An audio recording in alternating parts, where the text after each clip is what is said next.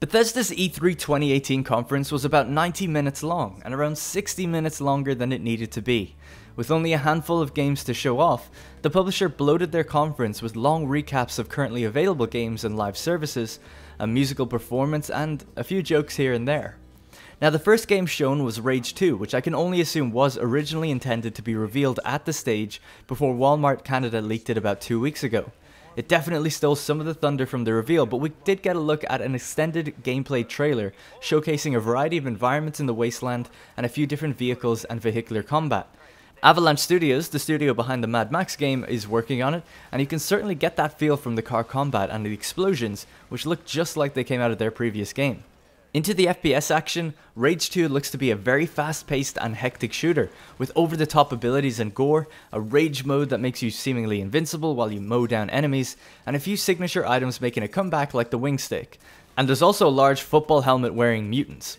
The game looks fun, and feels like they've taken Doom gameplay and just wrapped it in the world of Rage with some car combat.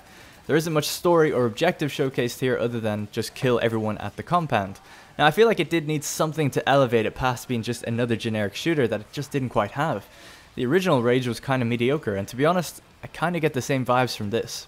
The next major announcement was the reveal of Doom Eternal, which had a pretty standard but nonetheless cool trailer focusing on Hell on Earth, and the music was just awesome.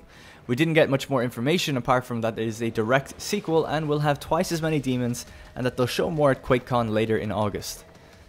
Arcane Studios, the team behind the 2017 reboot of Prey, took the stage to announce that Prey would receive a free update adding New Game Plus, Survival Mode, and that they'd been working on a DLC called Moon Crash, which was described by themselves as infinitely replayable because of randomized hazards and loot. Both the update and the DLC are out right now, and they also announced a new mode coming later called Typhon Hunter, which seems to be a similar game to Prop Hunt, where 5 players play as mimics disguised as in-game objects against 1 player who has to hunt them out. Prey is a fantastic game, and it's nice to see that the game is getting some extra love, but I think I'd have prepared a more traditional story expansion, continuing the game's awesome story and setting and developing it further. These modes seem like fun, but definitely give the game a more lighthearted feel that didn't really fit the tone of Prey.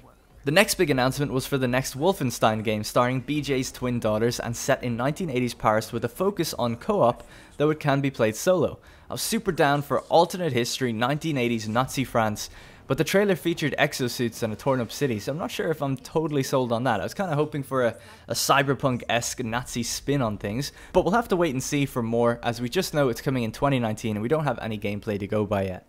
Todd Howard later took to the stage to give us a flurry of announcements and details for Fallout 76. The details we know so far, and from a few other sources, is that yes, Fallout 76 is an online game. It can be played solo without friends, but it cannot be played offline. The game is set in West Virginia, it's 4 times as big as Fallout 4, there are no NPCs in the map, and you'll play on servers with a dozen or so people, not hundreds. Bethesda have created dedicated servers for their game, but you won't be picking a server from a list. It'll be a more dynamic drop-in and drop-out experience, which they've been pretty vague on explaining. Some cool features in the game is that base building makes a return, and you can move your base if you wish, and also collect nuclear codes to activate several sites to nuke places, or your enemies, or sites of interest. Not sure how this is going to work given the drop in and drop out nature of the game. Like, if I launch a nuke and obliterate a part of a map, does that area grow back, or do the other players get my map when they connect to me? Without the idea of choosing a server, it becomes weird to think how map-wide structures will transfer to other players. Todd also clarified that VATS will make a return, though it's no longer paused or slowed time, and with certain skills it can be improved for those who don't have good aim, to allow them to land good shots on the fly.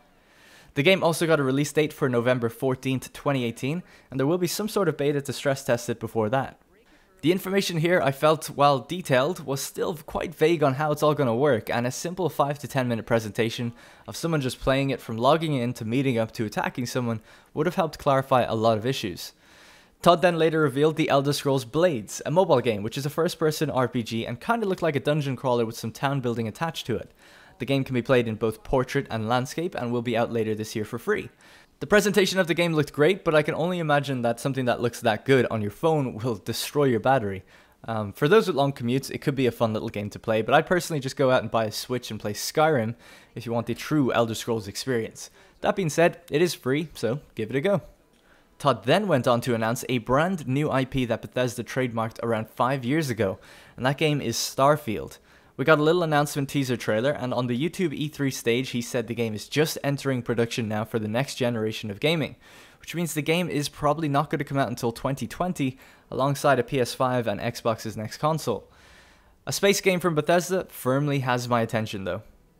And Todd still wasn't done. He also revealed that they're working on the Elder Scrolls VI, which will come after Starfield, so maybe best case scenario 2021, more realistically 2022.